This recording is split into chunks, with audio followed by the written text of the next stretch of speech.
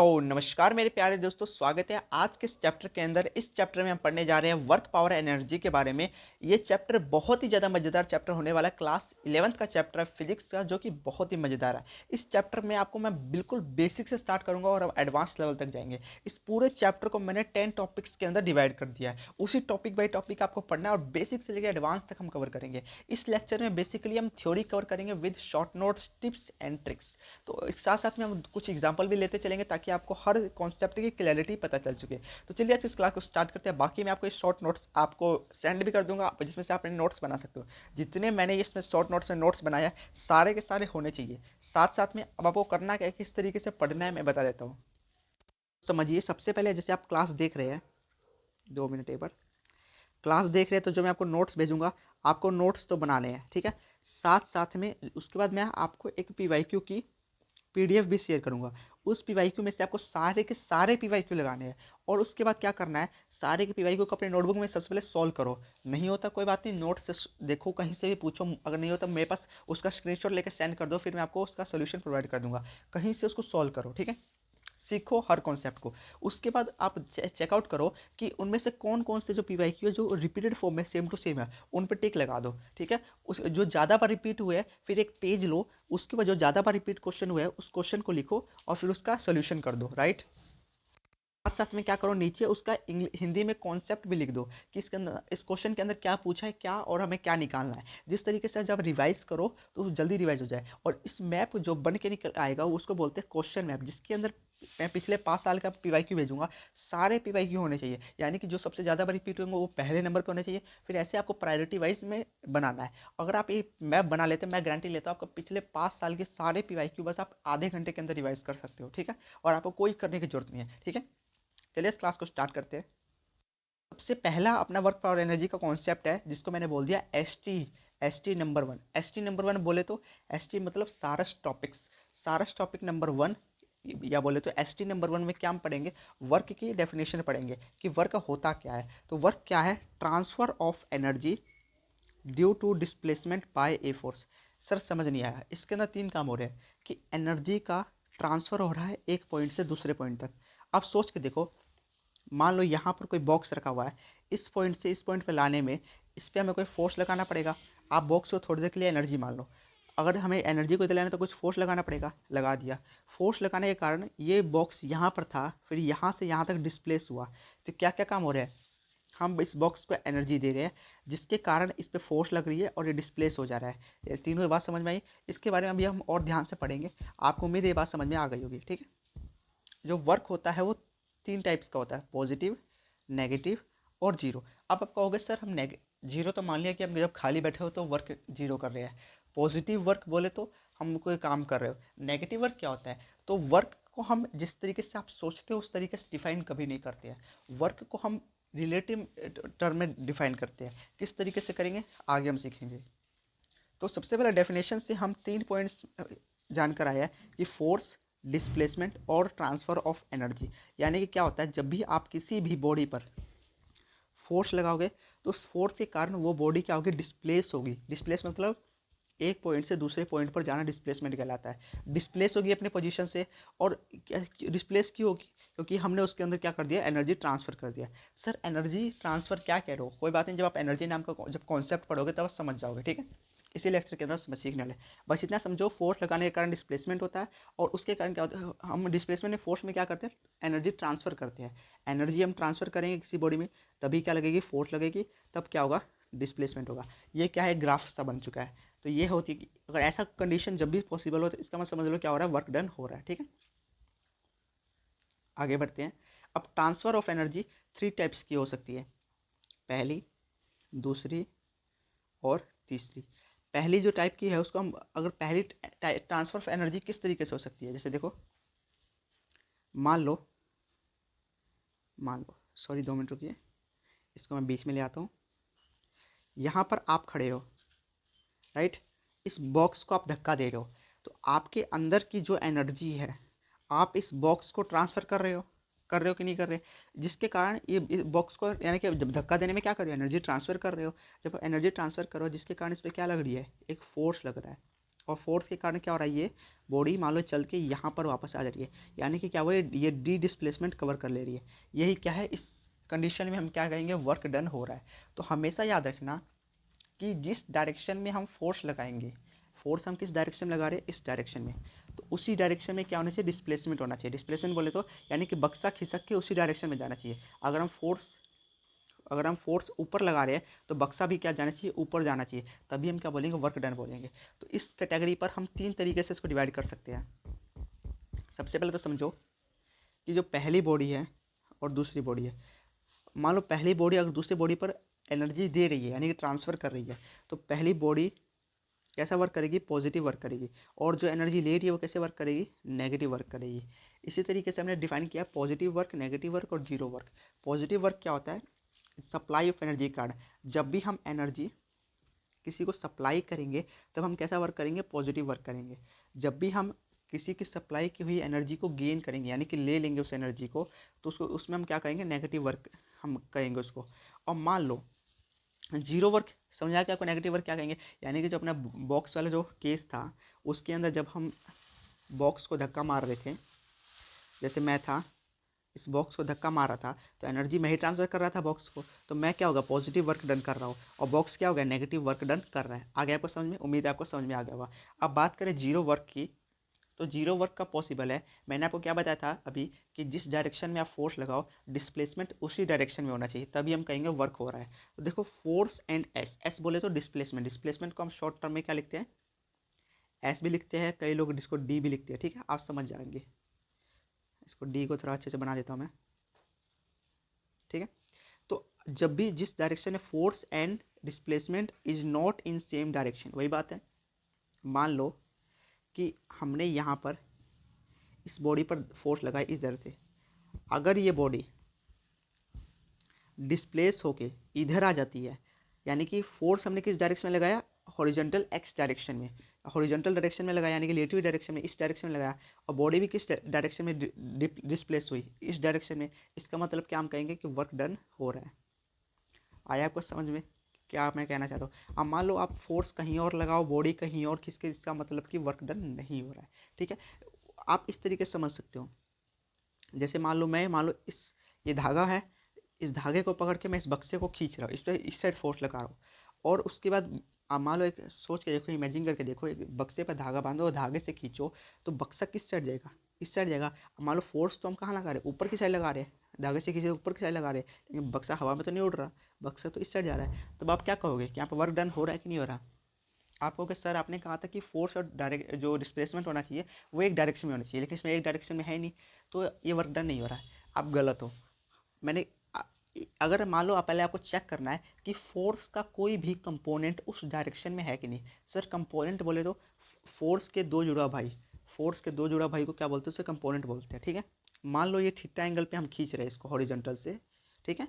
तो जो theta angle के साथ वाला जो इसका भाई होता है उसको बोलते हैं हम एफ कोस थीटा, और थीटा एंगल के दूसरे वाला जो भाई होता है उसको बोलते हैं एफ साइन थीटा। हमेशा जो दोनों भाई होते हैं ये 90 डिग्री पर अलाइन होते हैं। इसको क्या बोलते हैं, रिजोल्यूशन ऑफ वेक्टर बोलते हैं। जब हम वेक्टर नाम का चैप्टर पढ़ेंगे तब इसके बारे में ध्यान से हम पढ़ने वाले हैं, लेकिन उम्मीद है आपको इतना तो आता ही होगा रिजोल्यूशन का। तो देखो चेक करो कि फोर्स का, अब ये फोर्स इसका कोई अस्तित्व नहीं रहा, अब इसके भाई आ चुके हैं, इसलिए इसको हम कंसिडर नहीं करेंगे। तो अब देखो इसके पहला भाई क्या है, एफ साइन थीटा, दूसरा भाई क्या है, एफ कॉस थीटा। तो कौन सा फोर्स का कंपोनेंट डिस्प्लेसमेंट की डायरेक्शन में है। सर आपने कहा था बॉडी इससे डिस्प्लेस हो रही है, तो ये वाली फोर्स तो एफ साइन थीटा वाली तो ऊपर लग रही है, ये तो होनी नहीं चाहिए, लेकिन एफ कॉस थीटा वाली फोर्स कहाँ लग रही है, हॉरिजॉन्टल डायरेक्शन में लग रही है। इसका मतलब हम कौन सी फोर्स को कंसीडर करेंगे, यानी कि जब भी फोर्स का बारी आए तो कौन सी फोर्स को लेंगे, एफ कोस थीटा वाली फोर्स को कंसीडर करेंगे, ठीक है। जब हम आगे पढ़ेंगे तब आपको समझ में आएगा। उम्मीद है आपको समझ में आ गया होगा पिछले सारे कॉन्सेप्ट। जीरो वर्क कब होगा, जब फोर्स और डिस्प्लेसमेंट एक डायरेक्शन में ना हो, ठीक है, इतना याद रख लो। अब मैं आपको कैसे कैसे जीरो वर्क हो सकता है मैं आपको दिखाऊंगा, चिंता मत कीजिए, जहाँ पे मैं आपको दिखाऊंगा कि कैसे कैसे वो जीरो वर्क हो सकता है।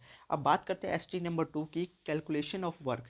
वर्क की हम कैलकुलेशन, आपने सिखा दिया वर्क क्या होता है, transfer of energy due to force by which cause displacement, यानी कि फोर्स लगाएंगे, यानी कि एनर्जी ट्रांसफर करेंगे, इसका मतलब फोर्स लग रही है, और फोर्स लग रही है तो क्या होगा, बॉडी का डिस्प्लेसमेंट होगा। इस कंडीशन में हम क्या कहेंगे कि वर्क डन हो रहा है। अब कितना वर्क डन हो रहा है उसको कैलकुलेट कैसे करेंगे, इसके लिए 3 तरीके होते हैं, पहला, दूसरा और तीसरा। जो पहला तरीका है उसमें हम किसका जो पहला तरीका है, 2 मिनट रुकिए, जो पहला तरीका है वो है कांस्टेंट फोर्स के जरिए, कि अगर फोर्स को हम कांस्टेंट लगा रहे हो, फोर्स आपको इतना तो बेसिक नॉलेज होगा कि जो फोर्स होता है 5 न्यूटन, फोर्स की यूनिट क्या होती है 5 न्यूटन, यानी कि अगर फोर्स कांस्टेंट लगा रहे हो, यानी कि फोर्स मान लो 5 न्यूटन का लगा रहे हो, कांस्टेंट किसको बोलते हैं, नंबर्स को, यानी कि जो फिक्स हो कि इतने ही न्यूटन का फोर्स लगा रहा है, आप चेंज तो नहीं होगा ये, ठीक है, तो ये क्या है, कांस्टेंट फोर्स बोलते हैं। तो जब हम कांस्टेंट फोर्स लगा रहे हो तब वर्क का फॉर्मूला होता है W=F.S, क्या होता है, W=F.S। सर ये डॉट का मतलब मल्टीप्लाई होता है, बिल्कुल नहीं, ये ऊपर देखो वेक्टर भी लगा हुआ है, तो जब हम वेक्टर करेंगे तो इस ये मल्टीप्लाई इसको हम बोलते हैं, इसको बोलते हैं डॉट प्रोडक्ट, क्या बोलते हैं इसको हम, डॉट प्रोडक्ट, क्या बोलते हैं, डॉट प्रोडक्ट बोलते हैं। तो इसको सर इसको सॉल्व कैसे करेंगे, तो जहाँ भी आपको डॉट दिख जाए और ऊपर वेक्टर दिख जाए, इसको आपको खोलना कैसे है, एफ कॉस थीटा, यानी कि एफ एस के साथ क्या आ जाएगा, कॉस थीटा आ जाएगा, और ऊपर की एरो और डॉट बीच का हट जाएगा। सर ये थीटा क्या होता है, एंगल, एंगल कहाँ से निकालोगे मैं आपको बता दूंगा, चिंता मत कीजिए। तो यहाँ से वर्क का फॉर्मूला क्या निकल गया है, एफ एस कॉस थीटा, ठीक है। तो अब मैं आपको एक बार इसका बताता हूँ कैसे डेरिवेट हुआ ये। मान लो इस बॉक्स को हम इस फोर्स से इधर खींच रहे हैं, इसके 2 कंपोनेंट हुए, एफ कॉस थीटा और एफ साइन थीटा, ठीक है। ये बॉडी डिस्प्लेस होके यहाँ पर आ गई है वो, सर ये छोटी थी बड़ी होगी कोई दिक्कत नहीं, उसमें कॉन्सेप्ट ध्यान रखो। तो यहाँ पे डिस्प्लेसमेंट मान लो इसने डिस्प्लेसमेंट कितना एस डिस्प्लेसमेंट कवर किया, ठीक है। डिस्प्लेसमेंट को हम मीटर में कैलकुलेट करते हैं, इतना तो पता ही होगा आपको, हाँ। तो आपको वर्क कैसे निकालोगे, वर्क क्या होता है, एफ इंटू डिस्प्लेसमेंट, तो फोर्स कितना लग रहा है, एफ कॉस थीटा, और डिस्प्लेसमेंट कितना हो रहा है, एस। तो ये फॉर्मूला क्या निकल के आ गया, एफ एस कॉस थीटा, यहीं से फॉर्मूला है एफ एस कॉस थीटा, ठीक है। जो एस होना चाहिए, जो हम एस लेंगे यानी डिस्प्लेसमेंट लेंगे, या बोले तो फोर्स फोर्स होगा वो in the direction of force, यानी कि जब भी हम इस फॉर्मूले को हम तभी यूज़ कर पाएंगे जब फोर्स और डिस्प्लेसमेंट एक ही डायरेक्शन में हो, अगर अलग अलग डायरेक्शन में तो इस फॉर्मूले को यूज़ नहीं कर सकते। यानी कि इस अभी हमने पढ़ा था, यानी कि आप इस फोर्स को कंसिडर नहीं करोगे इस फॉर्मूले में, यानी कि इस फोर्स की जगह ये वाला फोर्स नहीं रखोगे, एफ साइन थीटा वाला। डिस्प्लेसमेंट की डायरेक्शन में कौन सा फोर्स है, सिर्फ एफ एस कॉस थीटा वाला, तो उसको आप यहाँ पे पुट कर सकते हो। चाहो तो आप डिस्प्लेसमेंट को भी रिजोल्व कर सकते हो, लेकिन इतना अभी मैंने आपको सिर्फ फोर्स को रिजोल्व करना यानी कि तोड़ना सिखाया, 2 भाइयों में बांटना सिखाया। तो इसी को याद रखो कि एफ कॉस थीटा ये होता है, थीटा के साथ वाला एंगल, और एफ साइन थीटा, ठीक है। तो एफ कॉस थीटा जो भी डिस्प्लेसमेंट किस साइड हो रहा है, इस साइड हो रहा है, जो भी उसके डायरेक्शन में होगा उसको क्या कर लोगे आप, कंसिडर कर लोगे, यानी कि इस फोर्स को कंसिडर करोगे और एस को। तो वर्क का फॉर्मूला हो क्या समझ आ गया आपको, एफ डॉट एस, यानी कि फोर्स लगाएंगे तो कितना डिस्प्लेसमेंट होगा, वो किसके इक्वल है, फोर्स के इक्वल है, ठीक है। मान लो वेरिएबल फोर्स हो, वेरिएबल फोर्स मतलब फोर्स बराबर एक्स स्क्वेयर प्लस 2x+3। इसमें देखो ये x क्या है, अल्फ़ाबेट, इसकी जगह आप कुछ भी वैल्यू पुट कर सकते हो, यानी कि इसका मतलब मान लो मैं 5 पुट कर दूँ तो कुछ और आंसर आएगा, 4 पुट कर दूँ तो x की जगह कुछ और आंसर आएगा, यानी कि इसमें हम कुछ भी पुट कर सकते हो। तो f की वैल्यू क्या होगी, कभी सेम नहीं रहेगी, वेरी होगी। लेकिन जब इस कंडीशन में फोर्स इक्वल टू 5 न्यूटन में, इसके अंदर हम कुछ पुट कर ही नहीं सकते थे। आप कहोगे सर ये एन की जगह, एन तो यार यूनिट है, इसकी जगह कुछ पुट ही नहीं कर सकते, ठीक है। आगे आपको समझ में इतना बेसिक नॉलेज तो होगा, मैं बिल्कुल बेसिक से कवर कर रहा हूँ। तो उस कंडीशन में आप वर्क कैसे निकालोगे, वर्क बराबर integration of F dot D x x1 से x2 तक, ये फॉर्मूला होता है, ठीक है। इसको हम एक तरीके से और बोलते हैं area under curve F S graph. बोले तो जैसे ये मान लो अपने पास ग्राफ है और f इधर है, हमेशा याद रखना ग्राफ पर एक बात याद रखना कि जो सी एक्सिस पर जो फोर्स होगा या जो भी एलिमेंट होगा उसको आपको वहीं पे पुट करना है। ये मत करना कि f को यहाँ पे पुट कर देना, तो फिर गलत हो जाएगा, ठीक है। तो मान लो ये हमें ग्राफ दे रखा है, तो इसके मुझे यहाँ पर x1 से x2 तक जितना हमने फोर्स लगाया उसके बीच का क्या चाहिए, मुझे वर्क डन चाहिए। तो ग्राफ में जब हमें वर्क डन निकालना होगा क्या करेंगे, इस एक कर्व के अंडर का एरिया निकाल देंगे और वो किसके इक्वल हो जाएगा, वर्क डन के।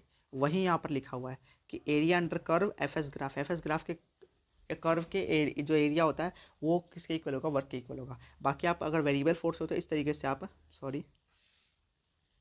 वेरिएबल फोर्स हो तो आप इस फॉर्मूले से इंटीग्रेट कर सकते हो। क्या फॉर्मूला है, यहाँ पे भी लिख देता हूँ, वर्क बराबर इंटीग्रेशन ऑफ x1 से x2 F vector dot D x vector.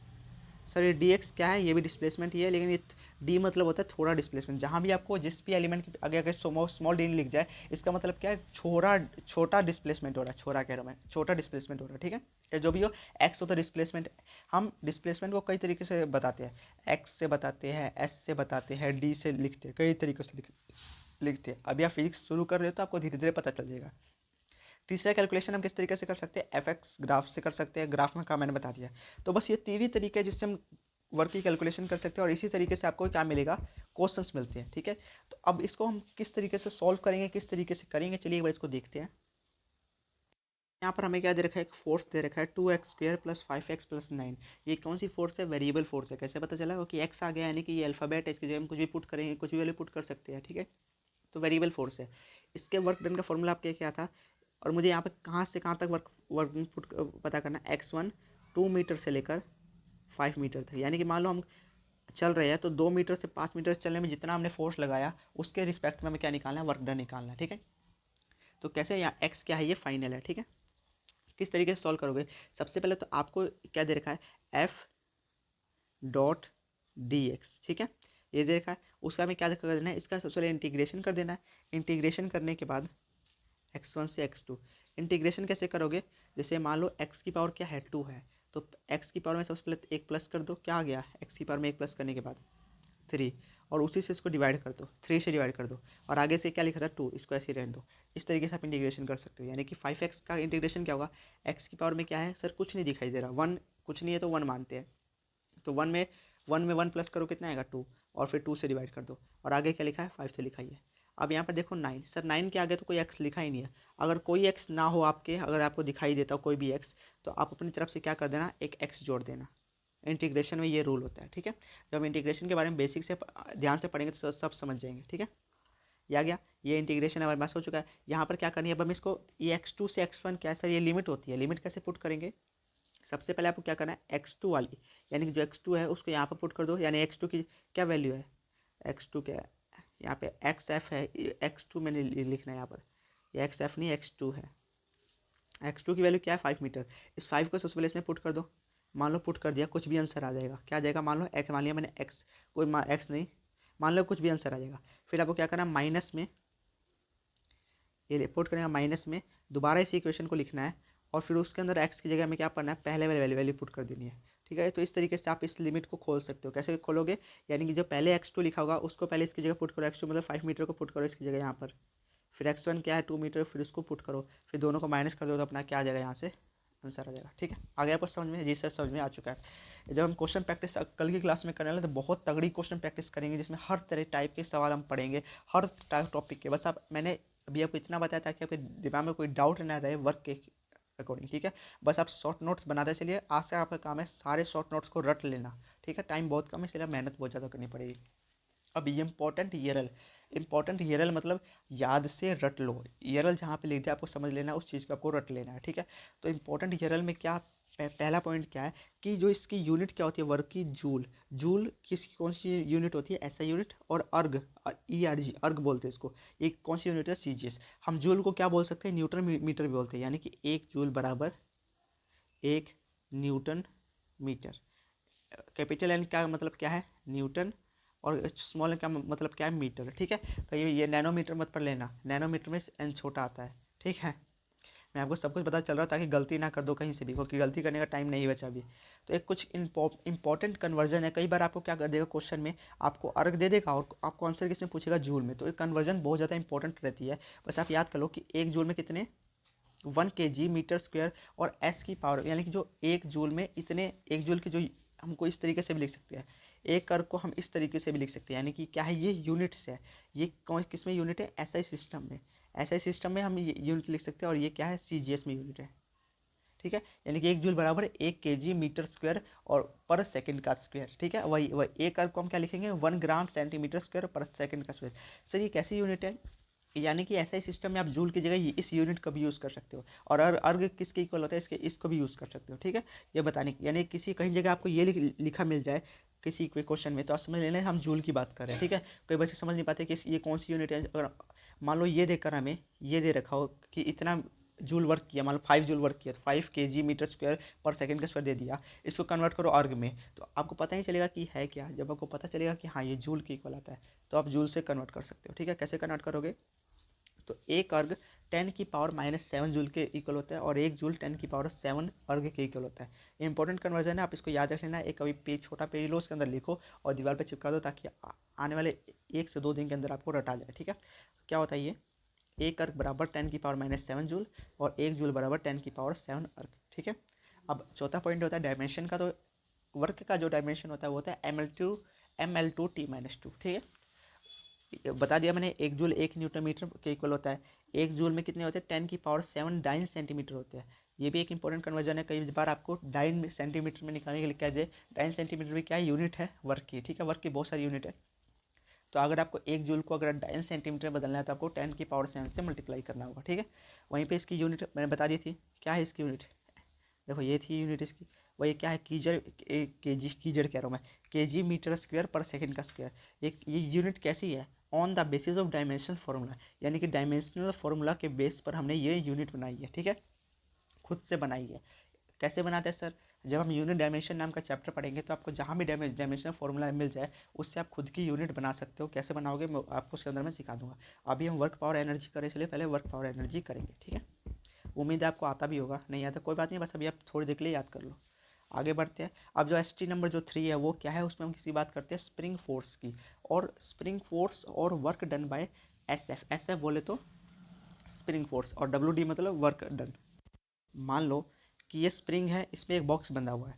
फिर हमने क्या किया, थोड़ी देर के लिए स्प्रिंग को खींच के हम यहाँ तक ले आए। ठीक है, तो यहाँ तक खींच के लाने में पहले ही कहाँ था, ये स्प्रिंग यहाँ पे था, फिर खींच के हम कहाँ ले आए, यहाँ पे ले आए। तो दोनों के बीच में जो डिस्टेंस कितना है, x1 मीटर, हमने इसको खींच दिया। वहीं पे देखो, ये स्प्रिंग को हमने थोड़ा और खींच दिया। ठीक है, तो पहले कहाँ था, यहाँ पर था, अब कितना खींच गया, यहाँ पर खींच गया। यानी कितना डिस्टेंस खींच गया, ये x2 खींच, इसको आप देखोगे तो पूरा ये पूरा क्या है, x2 मान लो। ठीक है, ये कितने खींचा है, x2 खींचा है। तो इसी में अब मान लो आपको, अगर आपने न्यूटन लॉज ऑफ मोशन नाम का चैप्टर पढ़ा है, तो आपको इतना पता होगा, जब भी हम स्प्रिंग को खींचते हैं तो वापस वो क्यों जाता है, क्योंकि स्प्रिंग के अंदर एक फोर्स डेवलप हो जाती है, जिसको हम बोलते हैं स्प्रिंग फोर्स। स्प्रिंग फोर्स क्या करेगी, इस स्प्रिंग को पीछे की डायरेक्शन में खींचेगी। अब आप चेक करके बताओ कि क्या इसके अंदर वर्क डन हो पाएगा। जैसे मैं बना देता हूँ यहाँ पर, ये स्प्रिंग मान लो मैंने खींच दिया है, और इसके अंदर क्या लगा है, ये बॉक्स लगा हुआ है। ठीक है, ये स्प्रिंग है। ठीक है, और इसका हम बॉक्स लगा, खींच दिया हमने इसको, फोर्स इधर लगा रहे थे। ठीक है, अब बताओ कि यहाँ पे फोर्स लगा रहे हैं, तो स्प्रिंग को खींचेंगे तो स्प्रिंग वापस क्यों जाता है, क्योंकि उसके अंदर एक नया फोर्स डेवलप हो जाता है। कौन सा, स्प्रिंग फोर्स बोलते हैं। नहीं, अगर आपको नहीं पता तो कोई बात नहीं, आप समझ लो, स्प्रिंग फोर्स डेवलप हो जाता है। इसके बारे में डिटेल में हम पढ़ने वाले हैं न्यूटन लॉ ऑफ मोशन में। तो स्प्रिंग फोर्स क्या करता है, इस बॉक्स को, जिस जो स्प्रिंग से बंधा हुआ है, क्या करेगा, इस बॉक्स को वापस लाने की, अपने ओरिजिनल पोजीशन में लाने की कोशिश करेगा। हम कहेंगे स्प्रिंग तो इधर आ जा, स्प्रिंग आएगा कि नहीं, ऐसी क्या तुम्हारी मजाल कि तुम बॉक्स को ले जाओगे, मैं नहीं ले जाने दूंगा। तो क्या करेगा, बॉक्स को इस डायरेक्शन में खींचेगा। तो चेक करो इस कंडीशन में कि इस कंडीशन में बस, कि जो ये हम खींच रहा है, स्प्रिंग वापस जा रहा है, तो फोर्स किस साइड लग रही है, स्प्रिंग में इस साइड लग रही है।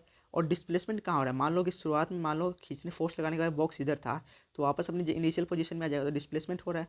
और डिस्प्लेसमेंट किस डायरेक्शन में, इसी डायरेक्शन में हो रहा है, वापस आ रहा है। ठीक है, और किस फोर्स के कारण, इस फोर्स के कारण। यानी कि फोर्स और डिस्प्लेसमेंट क्या है, एक ही डायरेक्शन में, इसका मतलब क्या है, वर्क डन हो सकता है। यही इसके अंदर बताया गया। ठीक है, तो अब वर्क डन किस तरीके से हो सकता है, समझ में आ गया, आप कैसे निकालेंगे। तो उसका सीधा फॉर्मूला होता है, वर्क डन बराबर -1/2 के XF² माइनस XI²। XF बोले तो, मान लो कोई क्वेश्चन में आपको 3 कंडीशन दे देगा, पहली दूसरी, यानी कि शुरुआत में स्प्रिंग नॉर्मल अपनी कंडीशन में है, दूसरी में हम थोड़ा x1 डिस्टेंस उसको खींच देते हैं, तीसरी में x2 और खींच देते हैं, यानी कि थोड़ा और खींच देते हैं उसको। ठीक है, तो ये 3 कंडीशन जब आ जाए, तो आप फोकस फोन से फॉर्मूले का यूज़ करोगे, इस फॉर्मूले का यूज़ करोगे। इसमें एक्स एफ और एक्स आई कौन सी है, तो एक्स एफ होगी फाइनल, यानी कि कितना उसको खींचा गया फाइनल में। तो फाइनल क्या, x1 इधर x2 इधर, कितना खींचा गया, x1 + x2। और इनिशियल क्या थी, इनिशियल इसको नहीं मानेंगे कभी भी, जो शुरुआत में इसकी नॉर्मल पोजीशन थी उसको इनिशियल मानेंगे। इनिशियल क्या थी इसकी, ये थी, ठीक है। इनिशियल क्या थी, शुरुआत में ये थी। फिर हमने क्या किया, इसको थोड़ा थोड़ा और खींच दिया। खींचने के बाद मान लो x1 मीटर आ गई, तो अब इस बॉक्स के लिए, अब इस कंडीशन के लिए इनिशियल क्या होगा, इससे पहले वाला, और इसके लिए इनिशियल क्या होगा, इससे पहले वाला। आगे बस समझ में, यानी कि एक्स एफ बोले तो कितना, यहाँ पे जो x लिखा है इस फॉर्मूले में, इसका मतलब है कि x का मतलब है कि कितना स्प्रिंग खींचा है। यह मीटर में होता है, कितना स्प्रिंग खींचा है, ठीक है। तो फाइनल मतलब फाइनली कितना खींच गया, x1 प्लस x2, और पहले कितना खींचा था, इस कंडीशन में कितना खींचा था, x1। तो इनिशियल वाले को इसके अंदर पुट कर देंगे यहाँ पर, जो भी वैल्यू हमें दी होगी, और फाइनल वैल्यू के अंदर पुट कर देंगे। लेकिन बात आ गई कि मान लो आपको कभी एक ही कंडीशन दे रखा है किसी क्वेश्चन में कि पहला और दूसरा, यानी कि बस हमें इतना ही खींचा गया है, दो ही बार एक ही बार खींचा गया है इतना। तो इसमें देखो इनिशियल क्या है, इनिशियल तो अपनी जीरो पर ही है, यानी कि खींचा नहीं गया है शुरू में। तो इस इनिशियल में इसका एक्स आई क्या हो जाएगा, जीरो हो जाएगा। और फाइनल में एक्स एफ क्या हो जाएगा, जो भी कितना खींचा था, x1 खींचा था, वही हो जाएगा। तो यहाँ पर आप पुट कर दो, एक्स आई की जगह जीरो पुट कर दो, और एक्स एफ की जगह क्या पुट कर दो, x1। तो यहाँ से फॉर्मूला बनकर निकल के आया है कि W बराबर -1/2 KX1 का स्क्वायर या KX का स्क्वायर। इसी फॉर्मूले को कई बच्चे रट लेते हैं, लेकिन इसके पीछे समझते नहीं क्या कॉन्सेप्ट है। अगर मान लो तीन ऐसे कह दो कि पहले हमने एक स्प्रिंग को खींचा विद स्प्रिंग कांस्टेंट के, ऐसे खींचा, फिर हमने एक अगेन हमने खींचा, तो बताओ अब स्प्रिंग क्या है, वर्क डन दूसरी बार खींचने में कितना लगेगा। तो नहीं बता पाओगे ना जब तक आपको ये फॉर्मूला ना बताओ। यहाँ पर हमने क्या मान लिया कि एक्स आई यानी कि इनिशियल जो हमने खींचा है, इनिशियल इंक्रीज इन लेंथ क्या होगी, जीरो होगी, ठीक है।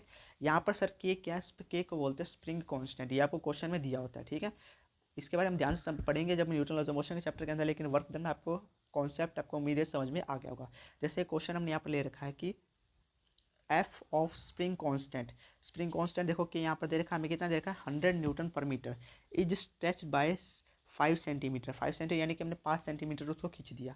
हमें क्या बताना है, वर्क डन बताना है। वर्क यहाँ पर देखो, यहाँ पे कहीं एक ही कुछ कह रखा है कि दूसरी बार हमने खींचा नहीं ना, यहाँ पे सिर्फ स्ट्रेच दे रखा है, यानी कि जो खींचा हुआ एक्स की वैल्यू दे रखी है, सिर्फ एक ही बार दे रखी है।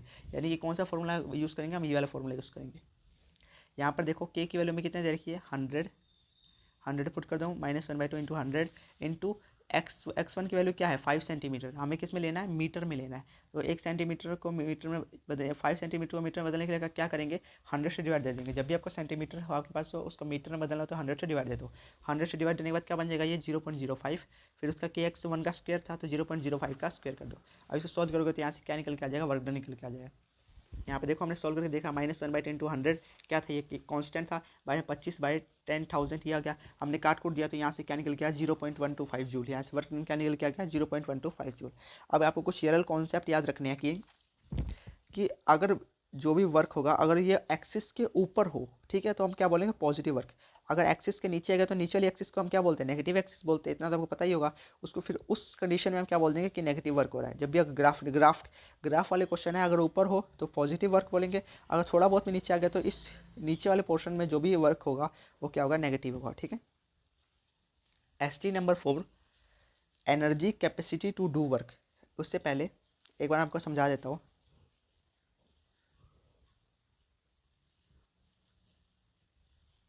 ये सिस्टम होता है जिसके अंदर क्या होता है, ये x पॉजिटिव होता है, ये y पॉजिटिव होता है, ये y x नेगेटिव होता है, ये y नेगेटिव होता है। तो यहाँ पे चेक करो कि जैसे हम इससे, मान लो यहाँ पर कोई ग्राफ बन रखा था, ये तो दोनों पॉजिटिव पॉजिटिव रहेगा। मान लो इससे नीचे चला गया, नीचे जाने के बाद एक्स वाई क्या है, नेगेटिव है, तो नेगेटिव हो जाएगा। अब देखो मान लो इधर भी बना हुआ है, तो इधर भी नेगेटिव हो जाएगा, इधर भी नेगेटिव हो जाएगा। तो पॉजिटिव सिर्फ कौन सी उसमें केस में रहेगा, पॉजिटिव सिर्फ इस केस में रहेगा। सॉरी 2 मिनट एक बार रुकिए, पॉजिटिव सिर्फ इस वाले केस में रहेगा, ठीक है। तो अब बात करते हैं ST नंबर 4, जिसमें हमने वर्क का अपना सारा कॉन्सेप्ट क्लियर कर दिया। वर्क से आपको हर कॉन्सेप्ट मैंने आपको क्लियर कर दिया है। अब बात करेंगे एनर्जी के बारे में। तो एनर्जी क्या होती है, capacity to do work. Work समझ आ गया। अब उस वर्क को करने के लिए हमारे पास कुछ कैपेसिटी होनी चाहिए, उसको हमने क्या बोल दिया, एनर्जी बोल दिया। एनर्जी 2 टाइप्स की होती है, kinetic energy, potential energy. Kinetic energy क्या होती है, ऑलवेज पॉजिटिव होती है। और काइनेटिक एनर्जी क्यों बनती है, कैसे बनती है, काइनेटिक एनर्जी तब जनरेट होती है जब बॉडी मूव कर रहा हो। बॉडी के मूव करने के कारण जो एनर्जी बनती है उसे क्या बोलते हैं, काइनेटिक एनर्जी बोलते हैं।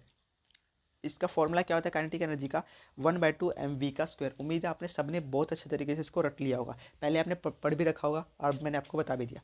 पोटेंशियल एनर्जी क्या होती है, it is a stored form of energy, यानी कि जैसे बक्से में हम अपने ज़रूरत का सामान रख देते हैं। जैसे मान लो एक आपने वो बैग में अगर आपने अपने कपड़े रख दिए तो हमने उसे क्या कर दिया, स्टोर कर दिया। वैसे ही एक बैग में क्या होता है, पोटेंशियल एनर्जी स्टोर होती है। फिर अब सर स्टोर हमने कर लिया, तो जैसे कपड़ों का यूज़ हम क्या कब करते हैं, जब ठंड आ जाए, यानी जब भी कोई जो मौसम आ जाए तो ज़रूरत पड़ने पर निकालते हैं। तो पोटेंशियल एनर्जी का हम कब यूज़ करते हैं, पोटेंशियल एनर्जी क्या करती है, दूसरे बॉडी पर फोर्स लगाती है। हमने पीछे बात की थी ट्रांसफर ऑफ एनर्जी के बारे में वर्क के, तो जो एनर्जी जो ट्रांसफर होती है वो कौन सी होती है, पोटेंशियल एनर्जी हम ये यूज़ करते हैं ट्रांसफर करने। वैसे काइनेटिक एनर्जी भी फॉर्म में ट्रांसफर होती है, लेकिन जो फोर्स लगाती है, जो फोर्स लगाएगी वो कौन सी होगी, पोटेंशियल एनर्जी। ठीक है, जो पीछे हम ट्रांसफर ऑफ एनर्जी बात किया जाए, अगर एनर्जी ट्रांसफर होगी तो यानी कि एक बॉडी दूसरी बॉडी पर फोर्स लगा रहा है, तो जो फोर्स किसके कारण लगेगा, पोटेंशियल एनर्जी के कारण। ओके, एनर्जी स्टोर हो रखी है, उस एनर्जी का हम यूज़ कब क्यों करेंगे, जब फोर्स लगाने के लिए। It is associated with force field, वही बात है कि अगर इसके आसपास जब भी कोई, इसको हम क्या मानते हैं कि पोटेंशियल एनर्जी के आसपास एक फील्ड बन जाता है, अभी हम देखेंगे कैसे बनता है। तो उस फील्ड में जब भी कोई बॉडी आएगी तो क्या करेगी, पोटेंशियल एनर्जी अपने एनर्जी से उस बॉडी पर क्या लगाएगी, फोर्स लगाएगी। पोटेंशियल एनर्जी का एक एग्जांपल होता है ग्रेविटेशनल पोटेंशियल एनर्जी। जो ग्रेविटेशनल फोर्स होता है वो भी ग्रेविटेशनल पोटेंशियल एनर्जी, यानी कि धरती माता जिस फोर्स से हमें नीचे खींचती है, तो वो भी क्या होता है, हम पोटेंशियल एनर्जी के कारण होता है। ठीक है, तो बात करेंगे अभी आगे। तो इतना समझ लो, एक बात याद रख लो कि जो मैकेनिकल एनर्जी है वो किसका सम है, काइनेटिक एनर्जी और पोटेंशियल एनर्जी का। ठीक है, पोटेंशियल एनर्जी टू टाइप्स की होती है, ग्रेविटेशनल पोटेंशियल एनर्जी और इलास्टिक पोटेंशियल एनर्जी। अभी बात करते हैं ग्रेविटेशनल पोटेंशियल एनर्जी के बारे में। ये एनर्जी क्या करती है, ये हेल्प करती है धरती माता को हमें खींचने के लिए। जैसे मान लो धरती माता हमें खींच रही है, तो ठीक है, ये हमें कोई दिखाई तो दे नहीं रहा कौन खींच रहा है, लेकिन धरती माता अपने, तो हम क्या मानते हैं कि पोटेंशियल एनर्जी के चारों ओर क्या है, एक फील्ड डेवलप हो गई है। यानी कि धरती माता के जो पोटेंशियल एनर्जी है उसके चारों ओर उन्होंने क्या कर लिया, एक फील्ड बना ली है, यानी कि एक घेरा बना लिया है, बाउंड्री बना ली है। उस बाउंड्री में जब भी हम जाते हैं तो हमें क्या लगती है, फोर्स लगती है। यानी कि पूरी अर्थ क्या है, एक बाउंड्री है, उसमें जब भी हम जाएंगे तो धरती माता ने जो एनर्जी स्टोर की है अपने अंदर, उससे क्या लगाएगी, हमारे ऊपर फोर्स लगाएगी। ग्रेविटेशनल पोटेंशियल एनर्जी का फॉर्मूला होता है mgh। क्या होता है, mgh। ठीक है, इसके बारे में हम ग्रेविटेशन नाम के चैप्टर में डिटेल में पढ़ेंगे। ठीक है, बात करते हैं इलास्टिक पोटेंशियल एनर्जी की। तो अभी हमने जो स्प्रिंग पोटेंशियल फोर्स पढ़ा था वही same to same elastic potential energy होती है। ओके, इलास्टिक मतलब क्या होता है, वापस अपनी पोजीशन को रिटेन कर लेना। तो वैसे स्प्रिंग भी क्या करता है, आप वापस अपनी पोजीशन को रिटेन कर लेता है। तो इलास्टिक पोटेंशियल एनर्जी बराबर 1/2 kx का स्क्वायर। यहाँ पर जो क्या है, स्प्रिंग कॉन्स्टेंट, और एक्स क्या है, स्प्रिंग इलोंगेशन। ये इलोंगेशन लिखा हुआ, ये कट कुट गया था। इलोंगेशन मतलब कि कितना इंक्रीज हुआ है, तो आप ऐसे लिख सकते हो, increase in length of spring. आ गया आपको समझ में, ठीक है।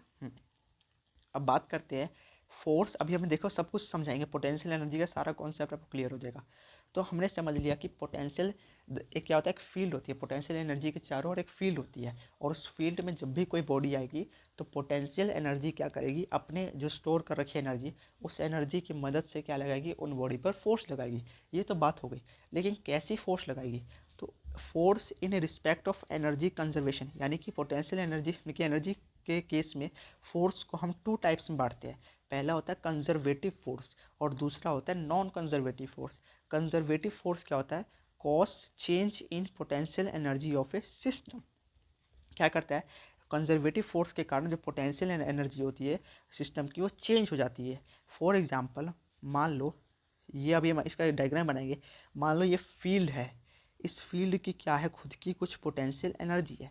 मान लो आपके जैसे एक बच्चा, या मान लो ये क्या बना दिया मैंने, मान लो खेलते खेलते अगर आप अगर इस फील्ड में चले जाते हो, तो ये पोटेंशियल एनर्जी क्या करेगी, इसके पास मान लो एनर्जी बची है, इसके पास कितनी है, 5 जूल, 5 मान लो अभी 5 जूल एनर्जी है। ठीक है, तो क्या करेगी, अपनी अपनी अपनी एनर्जी को खर्च करेगी और आप पे क्या लगाएगी, फोर्स लगाएगी। ठीक है, फोर्स लगाएगी। अब मान लो खर्च कर रही है एनर्जी, तो एनर्जी क्या होगी, कम होगी। तो वहीं पे लिखा हुआ है cos change in potential energy. इसके कारण क्या होता है, पोटेंशियल एनर्जी में चेंज होता है। यानी कि जो भी पोटेंशियल एनर्जी हमारे ऊपर फोर्स लगाती है, उस फोर्स को कहते हैं कंजर्वेटिव फोर्स। क्या कहते हैं उस फोर्स को, कंजर्वेटिव फोर्स। ठीक है, अब नॉन कंजर्वेटिव फोर्स क्या होता है, ये क्या करता है, cos dissipation of energy in system. यानी कि जो हम मान लेते हैं पूरे ये सिस्टम मान लेते हैं, तो इस सिस्टम में जितना भी एनर्जी रिलीज़ होती है, रिलीज़ कैसे होगी, मान लो कोई बॉडी हॉट हो गई है तो क्या होगी, हीट निकलेगी। हीट क्या निकलती है, डिसिपेशन मतलब रिलीज़ होना, यानी कि अगर बॉडी एनर्जी रिलीज़ होगी तब वो उस में जो फोर्स काम करती है एनर्जी को रिलीज़ करवाने में, उसको क्या बोलते हैं, नॉन कंजर्वेटिव फोर्स। ठीक है, कंजर्वेटिव फोर्स, ठीक है, और नॉन कंजर्वेटिव फोर्स का आपको कॉन्सेप्ट समझ में आ गया होगा। यानी कि नॉन कंजर्वेटिव फोर्स क्या करती है, एनर्जी को सिस्टम में यानी कि पूरे सराउंडिंग में बहा देती है। ठीक है, और कंजर्वेटिव फोर्स क्या करता है, पोटेंशियल एनर्जी होता है जो सिस्टम का, यानी कि काम करने की शक्ति होती है सिस्टम की, उसको क्या कर देता है, चेंज कर देता है। अब सर आप पोटेंशियल एनर्जी बता दिया कि ये क्या है, एक स्टोर्ड फॉर्म ऑफ एनर्जी है। ठीक है, आपने इतना बता दिया, लेकिन बताइए ये क्या है एनर्जी, आखिर है कैसे। जैसे काइनेटिक एनर्जी बॉडी के मूव करने के कारण होती है, पोटेंशियल एनर्जी सोचो क्या बोल रही है ये, पोटेंशियल एनर्जी यानी कि काम करने की एनर्जी। पोटेंशियल मतलब होता है ना आपका पोटेंशियल कितना है, काम करने की ताकत कितनी है। ठीक है, वही है। तो इस एनर्जी को कैसे डिफाइन करते हैं कि पोटेंशियल एनर्जी कभी भी डिफाइन नहीं है, change in potential energy define है, इतना समझ लो। ठीक है, मान लो ये फूल रखा हुआ है पहाड़ पे, ये आप हो और ये मान लो पहाड़ है। ठीक है, इस पहाड़ से जाकर आपको उस फूल को लेकर आना है, तो आप जा रहे हो उस फूल को लेकर आ रहे हो, फिर वापस अपने जगह पे आ रहे हो, तो इस काम में आपने जितना भी एनर्जी को खर्च किया उसको हम क्या बोलेंगे, पोटेंशियल एनर्जी। यानी कि पोटेंशियल एनर्जी एक ऐसी एनर्जी होती है जिसकी मदद से हम इन्फिनिटी पे रखी हुई चीज़ को वापस लाने में जितनी एनर्जी खर्च होती है उसे क्या बोलते हैं, पोटेंशियल एनर्जी बोलते हैं। यानी किसी भी बॉडी को एक जगह से दूसरी जगह तक मूव करवाने के लिए जो भी एनर्जी हम खर्च करते हैं उसे क्या बोलते हैं, पोटेंशियल एनर्जी। राइट, अभी इसका हम डायग्राम भी पढ़ेंगे, समझ में आ गया आपको। सबसे पहले एक बार मैं आपको दिखा देता हूँ, ये देखो इस एस टी नंबर 7 है कि मान लो ये फोर्स फील्ड, हमने एरिया मान लिया, फोर्स फील्ड मान लिया कि यहाँ पर एक बॉडी ए है जो कि क्या है, रेस्ट पर है, आके बस खड़ी हो गई है। इसका मान लो पोटेंशियल एनर्जी क्या है, यू ए मान लिया मैंने, पोटेंशियल एनर्जी को हम यू से डिफाइन करते हैं। उसके बाद क्या हुआ, ये ए जो बॉडी है ये घूम फिर के तो क्या करेगी, जो ये फील्ड है, इसके जो चारों फील्ड है, इसके पास खुद की पोटेंशियल एनर्जी है, तो ये घमंड करेगी, और घमंड में क्या करेगी, इस ए पर ही क्या लगाएगी, ये फोर्स लगाएगी। कौन सी फोर्स लगाएगी, कंजर्वेटिव फोर्स लगाएगी, और उस फोर्स के कारण क्या होगा, ये ए क्या होगा, डिस्प्लेस हो जाएगा, ए डिस्प्लेस होकर बी पोजीशन पे पहुंच जाएगा। यानी कि जो बॉडी है ये ए पोजीशन से डिस्प्लेस होकर बी पोजीशन में पहुंच जाएगी, जिसके कारण क्या होगा, इसकी जो पोटेंशियल एनर्जी होगी वो कम हो जाएगी, यानी कि चेंज हो जाएगी। मान लो अगर हम फोर्स लगा रहे हैं तो क्या होगी, चेंज हो जाएगी। ठीक है, यहाँ पे लिखा भी हुआ है कि अगर किसी फील्ड में अगर पोटेंशियल एनर्जी है, यानी किसी भी फील्ड में अगर पोटेंशियल एनर्जी है, तो वो फील्ड उस बॉडी पर फोर्स अप्लाई करती है। यानी कि तो अगर उस फील्ड पर कोई बॉडी आ जाती है, उस फील्ड में, उस फील्ड बाउंड्री के अंदर कोई बॉडी आ जाएगी, फुल फील्ड के अंदर जो बॉडी आ जाएगी, तो क्या करेगा वो फील्ड उस पर वो फोर्स लगाएगा। ठीक है, यानी कि फोर्स लगाती है, और उस फोर्स को हम क्या कहते हैं, कंजर्वेटिव फोर्स कहते हैं। ये कंजर्वेटिव लिखा हुआ है। और due to displacement of body, body एक जगह से दूसरी जगह डिस्प्लेस होगी फोर्स लगाने के कारण। मान लो आप किसी बॉडी पे फोर्स लगा तो एक जगह से दूसरी जगह हिलेगी वो तो डिस्प्लेसमेंट के कारण क्या होता है, उस बॉडी की पोटेंशियल एनर्जी क्या हो जाती है, डिक्रीज हो जाती है। ठीक है, कैसे समझ सकते हैं कि मान लो आपका वही पहाड़ वाला एग्जाम्पल लेते हैं, अगर पहाड़ आपसे बहुत ज़्यादा दूर होगा, ठीक है, बहुत ज़्यादा दूर होगा तो आपको वहाँ पे जाके वापस फूल लाने में बहुत ज़्यादा मेहनत करनी पड़ेगी। अगर मान लो आपका पहाड़ आपके घर के बगल में होगा तो आपका तो रोज़ का काम होगा कि पहाड़ पे चढ़ के जाओ और लेकर आओ, क्योंकि आपको कम एनर्जी खर्च करनी पड़ेगी। तो वही बात है, अगर मान लो ये वाली ए वाली बॉडी इस जगह से उठ के अगर इधर आ जाती है, यानी कि किसी भी फील्ड के आसपास, यानी किसी भी बॉडी के रिस्पेक्ट में के पास आ जाएगी, तो हमें उस बॉडी को हिलाने में कम काम करना पड़ेगा। समझ में आ गया आपको। ठीक है, तो पोटेंशियल एनर्जी क्या है, किसी बॉडी को डिस्प्लेस करने के लिए जो एनर्जी हम यूज़ करते हैं, यानी ठीक है। पीछे बढ़ते थोड़ा, हमने आगे आगे बढ़ चुके थे। अब हम पढ़ेंगे फोर्स ऑफ पोटेंशियल एनर्जी का रिलेशनशिप। तो फोर्स किसके इक्वल होता है, minus of gradient you. You क्या होता है, पोटेंशियल एनर्जी, एफ क्या होता है, फोर्स। और सर ये ग्रेडियंट क्या है, ये उल्टा ट्रायंगल, इस उल्टे ट्रायंगल को बोलते हैं ग्रेडियंट। ठीक है, इस ग्रेडियंट को जब हम खोलेंगे, ठीक है, तो ये फॉर्मूला क्या बन जाएगा, एफ बराबर माइनस, ये सर ये क्या है, इसको डिल डिल बोलते हैं। ठीक है, डिल मतलब छोटा डिफ्रेंशिएशन, डी मतलब हम डी लिखते हैं, डी बाई डी एक्स, ये क्या होता है, डिफ्रेंशिएशन। तो अगर हमें इस डिफ्रेंशिएशन को थोड़ा करना है तो उसको क्या बोलेंगे, छोटा डिफ्रेंशिएशन।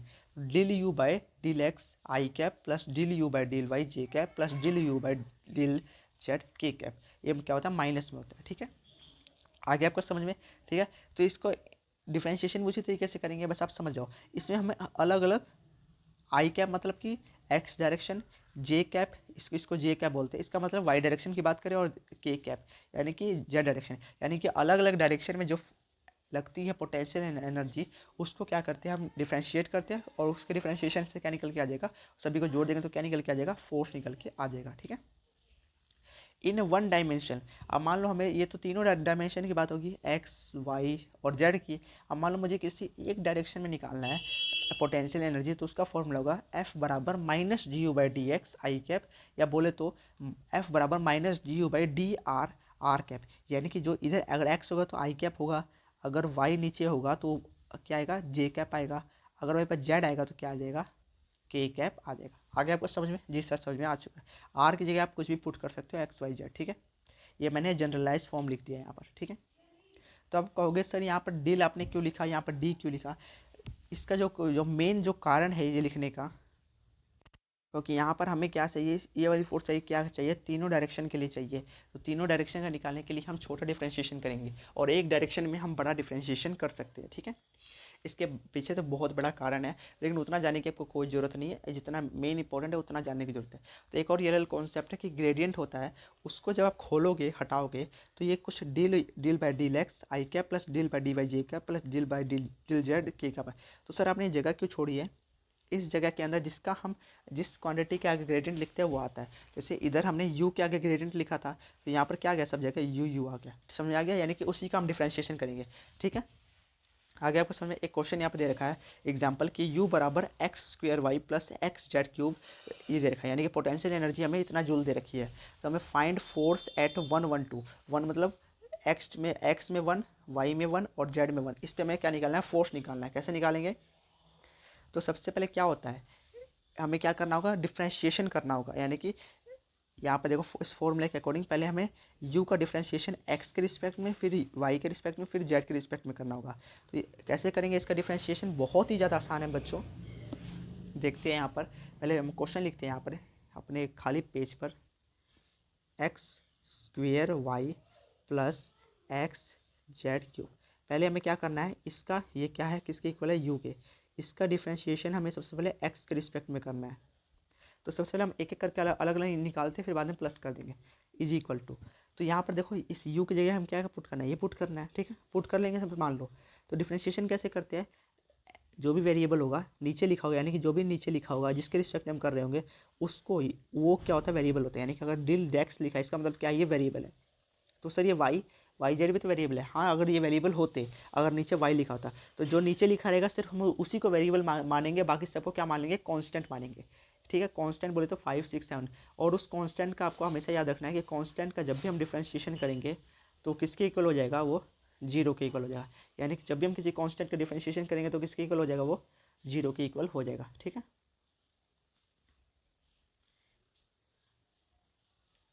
अब यहाँ पे कैसे करेंगे, हमें एक्स के रिस्पेक्ट में करना है, यानी कि सिर्फ हमें एक्स को देखना है। तो पहले इधर देखो, एक्स का डिफ्रेंशिएशन करेंगे तो डिफ्रेंशिएशन में क्या होता है, एक्स जो भी वेरिएबल की पावर होती है वो आगे मल्टीप्लाई हो जाती है, और फिर क्या होता है उसमें से एक कम हो जाता है। जैसे एक्स स्क्वायर का डिफ्रेंशिएशन क्या होगा, ये पावर आगे मल्टीप्लाई हो जाएगी तो 2x आ जाएगा, और 2 में से 1 एक पावर कम हो जाएगी तो 1 आ जाएगा। तो ये क्या होगा, इसका डिफ्रेंशिएशन होगा। इसी तरीके से करना है, एक्स स्क्वायर वाई का क्या डिफ्रेंशिएशन आ जाएगा यहाँ पर, 2 एक्स वाई, वाई को सर आपने क्यों छोड़ दिया, क्योंकि कांस्टेंट है। क्या डिफ्रेंशिएशन करने के बाद 2 x y plus x z cube. इसी तरीके से आप देखो एक्स के आप पावर में क्या 1 है, 1 आगे जाएगा तो 1 आगे आ जाएगा, और 1 में से 1 जाएगा तो जीरो, यहाँ पे जीरो बचा इसलिए मैंने एक्स लिखा नहीं है। तो इस तरीके से आप डिफ्रेंशिएशन आसानी तरीके से कर सकते हो, मैंने आपको बता दिया किस तरीके से करना है। जब आपका डिफ्रेंशिएशन निकल के आ जाएगा तो आपको क्या करना है, एक्स की जगह 1, वाई की जगह 1 और 2 की जगह जेड, जेड की जगह 2 पुट करते हैं। यानी कि जब भी इसका मतलब क्या, हमने कैसे लिखा है इसको, एक्स वाई और जेड फॉर्म, इस तरीके से लिखा है। तो पहला नंबर क्या हो जाएगा, एक्स का, दूसरा वाई का, और तीसरा किसका हो जाएगा, जेड का हो जाएगा, ठीक है। आपको समझ में आ गया होगा। आपको उससे वैल्यू पुट करनी है, वैल्यू पुट करने के बाद देखो क्या है यहाँ पर, -10 आई कैप माइनस जे कैप -12 के कैप न्यूटन, यानी कि इतना फोर्स निकल के आ चुका है। तो यानी कि ये इसका एक कैसा दिया है कि जब हमें पोटेंशियल एनर्जी गिवन हो तब हम फोर्स कैसे निकालेंगे, तो ये फॉर्मूला होता है, ठीक है। आगे आपको समझ में, जी सर समझ में आ चुका है। जब हम कल के क्वेश्चन प्रैक्टिस करेंगे तो अच्छे से करेंगे। आप इस प्लीज़ इस क्वेश्चन को एक बार ट्राई करके देखना। ये सब हमने पढ़ लिया है, आगे बढ़ेंगे। अब हम समझेंगे वर्क के बारे में। तो जिस क्वेश्चन किस टाइप से आएंगे आप समझो कि दो टाइप से आएंगे। क्या लिखा होगा आपको क्वेश्चन में, क्या लिखा होगा कि work done by system, force field या इंटरनल फोर्स।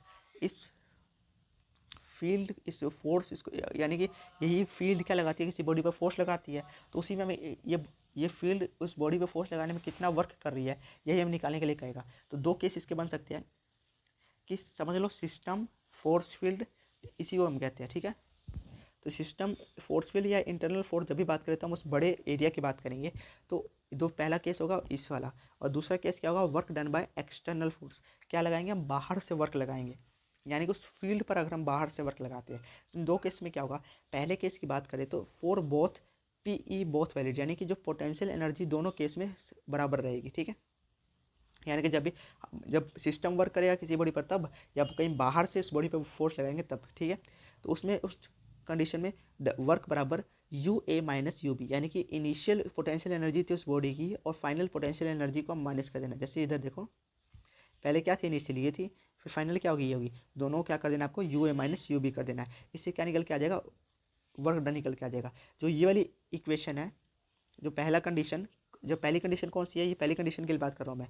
ये फॉर्मूला पहली कंडीशन के लिए, कब, जब वर्क कौन करे, सिस्टम करे या फोर्स फील्ड करे या इंटरनल फोर्स करे, ये सब एक ही बात है, ठीक है। यानी जब वो बड़ा फोर्स एरिया जब वर्क करे तब हम ये फॉर्मूला लगाएंगे वर्क डन का, ठीक है। इसमें क्या हम काइनेटिक एनर्जी अगर हो तब भी वैलिड कर सकते हैं। इधर हमने क्या लिखा है, इधर कि ये बॉडी किस पे रेस्ट पर है, रेस्ट मतलब कि रुके हुए, ये भाग नहीं रहे। अब रुके हुए भाग नहीं रहे तो इसका मतलब उसके अंदर काइनेटिक एनर्जी क्या है, इनकी जो काइनेटिक एनर्जी जीरो है, ठीक है।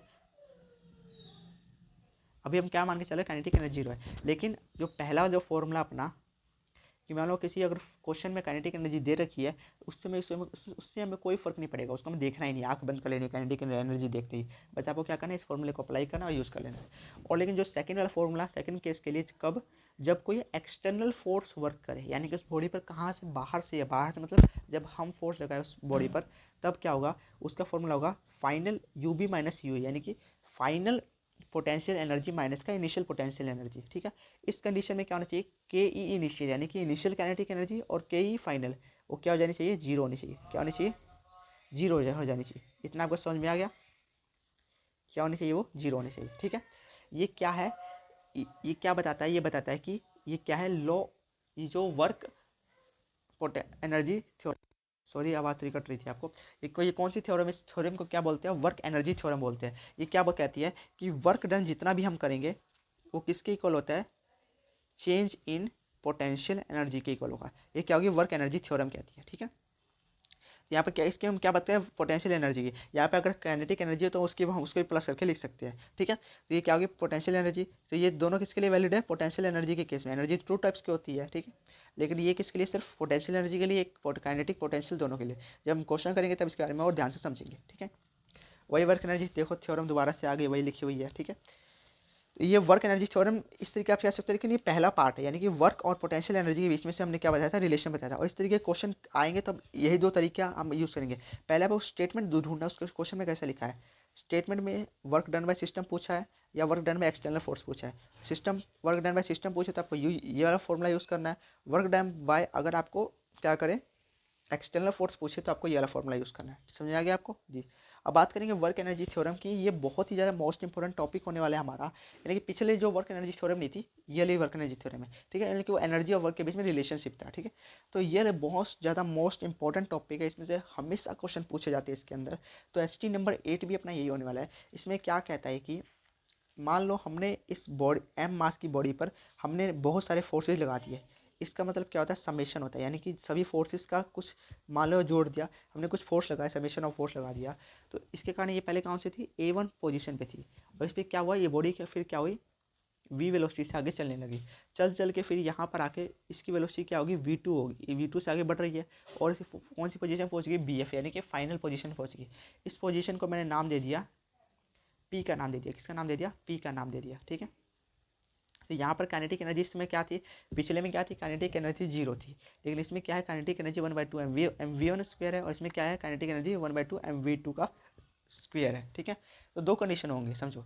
अगर काइनेटिक एनर्जी फाइनल, यानी कि फाइनल काइनेटिक एनर्जी अगर ज़्यादा होगी इनिशियल से, तो आपको समझना है कि work done by P is a negative, यानी कि जो पी ने वर्क किया, यानी कि इसने जो वर्क किया वो नेगेटिव किया। कैसे? नेगेटिव वर्क डन कहाँ कब होता था? जब हम एनर्जी गेन करते हैं।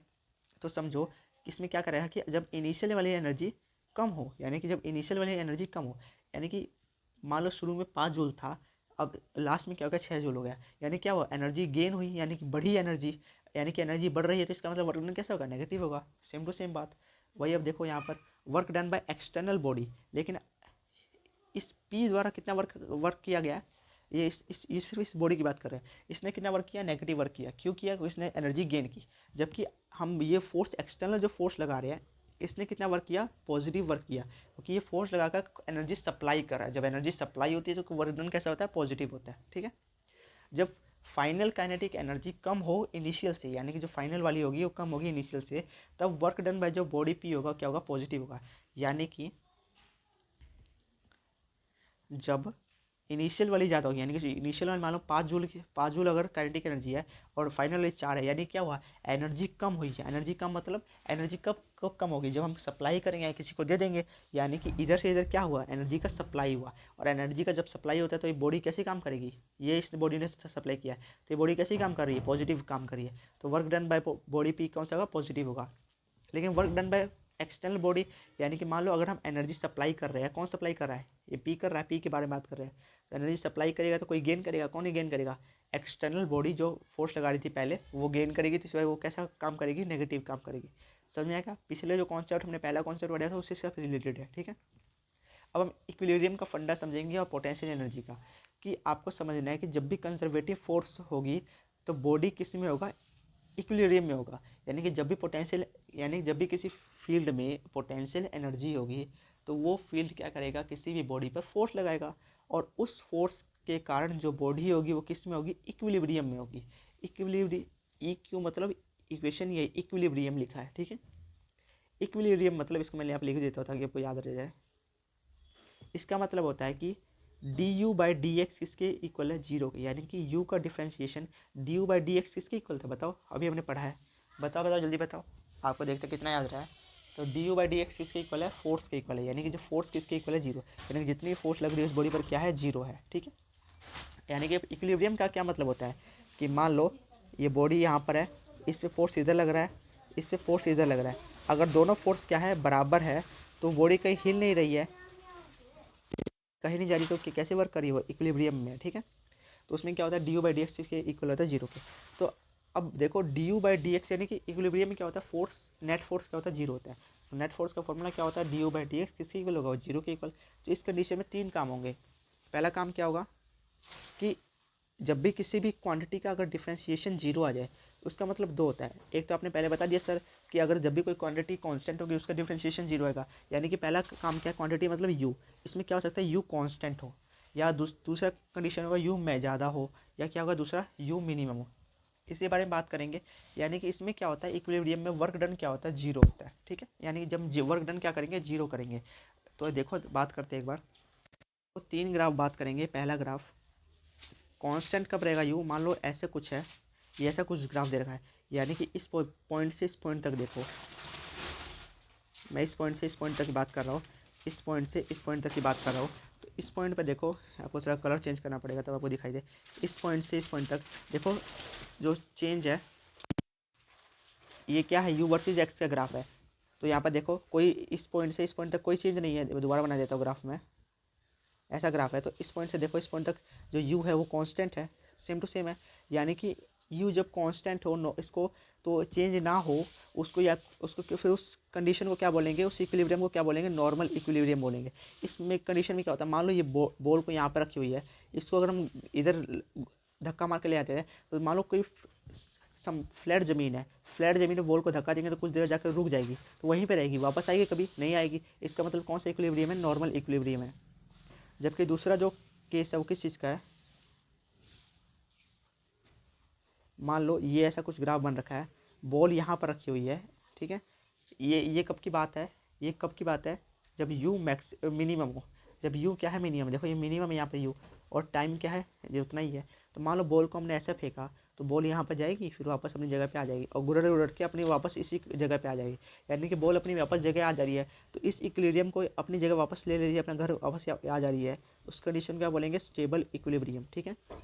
तीसरा कंडीशन होगा, ये ऐसे है, ऐसे मान लो एक ग्राफ बनता है जिसके अंदर यू क्या होगा, देखो यहाँ पर क्या है, इस पॉइंट का मतलब यहाँ पर क्या है, यू मैक्सिमम है और टी टाइम उतना ही है। तो मान लो यहाँ पर, मान लो समझ सकते हो बॉल यहाँ पर रखी हुई है, तो यहाँ से जब इसको नीचे धक्का देंगे तो मान लो ये पहाड़ है, तो इससे नीचे गिर जाएगी और गिरने के बाद क्या कभी वापस आएगी, नहीं आएगी। तो इसको क्या बोलेंगे हम, इस इक्विलिब्रियम को क्या बोलेंगे, अनस्टेबल इक्विलिब्रियम बोलेंगे। समझ आ गया आपको सारे कंडीशन। देखो यहाँ पर एफ क्या है, जीरो होता है, यहाँ पर भी देखो 4 जीरो है, यानी कि अब मान लो कांस्टेंट हो, अगर जो या मैं अपना पोटेंशियल एनर्जी कांस्टेंट हो तो फोर्स क्या लगेगी, जीरो लगेगी। कांस्टेंट मतलब वो चेंज ही नहीं होगी। अगर एक बार एनर्जी चेंज नहीं होगी तो मान लो फोर्स आया क्या किसी फील्ड में कि मुझे फोर्स लगाना है, फील्ड मुझे कुछ एनर्जी दो, अब ये मान लो कांस्टेंट देगा कि ना भाई ना, मैं तो बिल्कुल नहीं दूंगी, मैं तो कांस्टेंट हूँ। तो अब जब दे ही नहीं दी तो फोर्स लगेगा क्या, इसलिए फोर्स क्या होगा, जीरो का।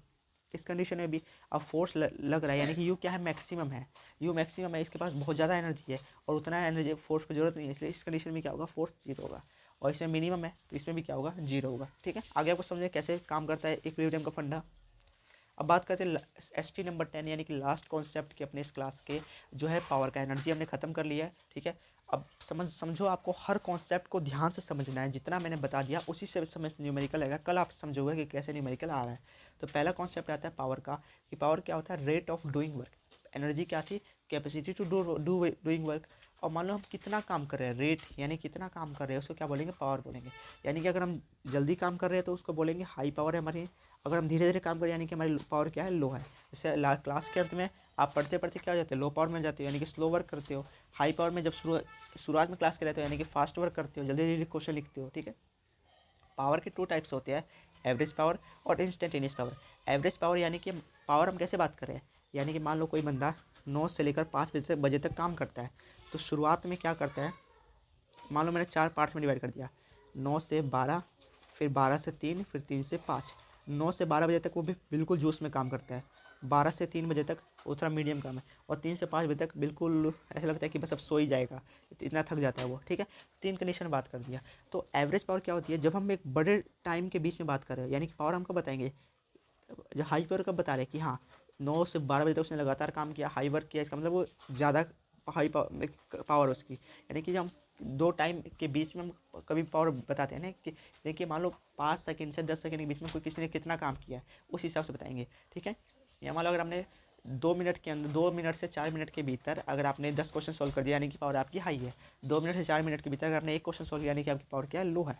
ठीक है, तो 9 से 12 तक की पावर क्या है, इसकी हाई पावर है, 12 से 3 मीडियम पावर है, और 3 से 5 क्या है, लो पावर है। ठीक है, तो एवरेज पावर किसको बोलते हैं, जब हम टाइम टेकन, जो टाइम लेंगे वो बड़ा टाइम लेंगे, यानी कि मान लो 1-2 घंटे का या 1-2 मिनट का टाइम देते हैं, उसको क्या बोलते हैं, एवरेज पावर।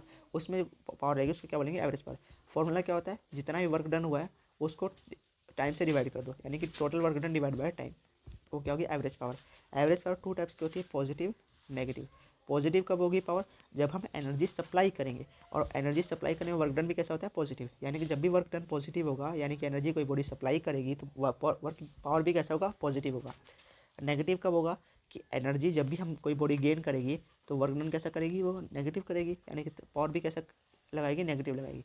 और ये फॉर्मूला है हर प्रोसेस के लिए वैलिड है, for any process this formula is valid. ठीक है, ध्यान से समझो, लास्ट कॉन्सेप्ट है फिर खत्म करेंगे। इंस्टेंटेनियस पावर में क्या होता है, इंस्टेंटेनियस पावर का मतलब, एवरेज क्या पावर क्या था, कोई टाइम इंटरवल के बीच में यानी कि 5 से 10 सेकंड के बीच में पावर निकाल दें। इंस्टेंटेनियस मतलब कि कोई पूछ लेगा, ऐसा मालिक आएगा कि बताओ तुमने 5वें सेकंड में कितना काम किया, यानी कि सिर्फ एक एक सेकंड की रिपोर्ट लेता है, उसको क्या बोलते हैं, इंस्टेंटेनियस पावर। यानी कि उसी सेकंड की सिर्फ एक सेकंड की बात कर रहे हैं, यानी कि मान लो अगर 9:10 12 सेकंड हो रहे हैं, तो उसी इंस्टेंट पर तुमने कितना काम किया, उसको क्या बोलेंगे, पावर बोलेंगे। पावर किसके इक्वल होता है, dw/dt। इसको हम कैसे लिख सकते हैं, F.V भी लिख सकते हैं। पावर का एक फॉर्मूला और होता है dw/dt, यानी कि वर्क का क्या करेंगे, डिफ्रेंशिएशन कर देंगे टाइम के रिस्पेक्ट में। ये वर्क इसमें कैसी होगी, वेरिएबल वर्क मिलेगा आपको। ठीक है, और इसको हम ऐसे भी लिख सकते हैं F.V। पावर का एक फॉर्मूला और होता है F.V, यानी कि कितना फोर्स हमने कितनी वेलोसिटी के साथ लगाया। अब फोर्स मतलब काम करने में फोर्स लगेगा, और कितनी वेलोसिटी यानी कितनी तेज़ी से किया। अगर आपने जल्दी जल्दी फोर्स आपने ज़्यादा लगाया, वेलोसिटी भी यानी जल्दी जल्दी लिखा आपने, इसका मतलब है कि पावर हाई है। अगर आपकी वेलोसिटी कम है, फोर्स कम है, तो आपकी क्या लगेगा, पावर कम लगा होगा। ठीक है, ये इंस्टेंटेनियस पावर कैसा होता है, पॉजिटिव भी हो सकता है, नेगेटिव भी हो सकता है, ठीक है। अब आपको कुछ रियल कॉन्सेप्ट याद रखने हैं कि पावर का कैसे बात करेंगे। मान लो हमने ये ग्राफ मैंने ले रखा है जहाँ पर मैंने एक बॉल को कुछ इस तरीके से फेंक दिया। मैं लेता हूँ एक बार, बॉल को क्या किया हमने, कुछ इस तरीके से ऐसे फेंक दिया। तो शुरुआती में जो उसकी स्पीड थी क्या थी, यू थी, इनिशियल स्पीड। थीटा एंगल पर हमने फेंक दिया था। ये प्रोजेक्टाइल मोशन का केस है। तो ये क्या करेगी, वी वेलोसिटी से कुछ देर बाद आगे जाएगी, यानी कि टी टाइम 0 पर ये फेंका हमने, तो कुछ टी टाइम बाद यानी कि कुछ 10-5 सेकंड बाद वो यहाँ पर पहुँचेगा।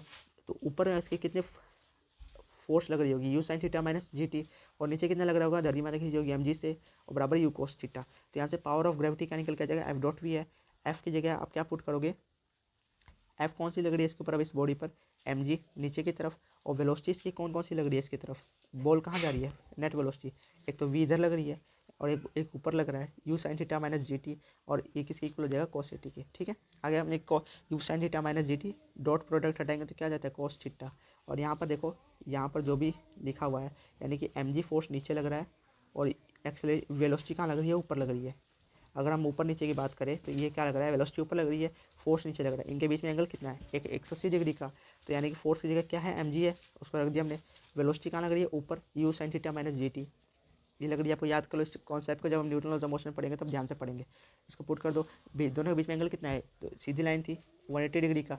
सर ये लाइन टेढ़ी है, अरे बनाने में टेढ़ी हो गई है ये, ठीक है, सीधी है ये। तो इसको जब सोल्व करोगे तो निकल के आ जाएगा एम कॉस 180 कितना होता है, -1। तो क्या निकल के आ जाएगा, minus m g u sine theta minus g t, ठीक है, u sine theta minus g t, यही आएगा। बस इसके आगे क्या आ जाएगा, माइनस आ जाएगा, ठीक है।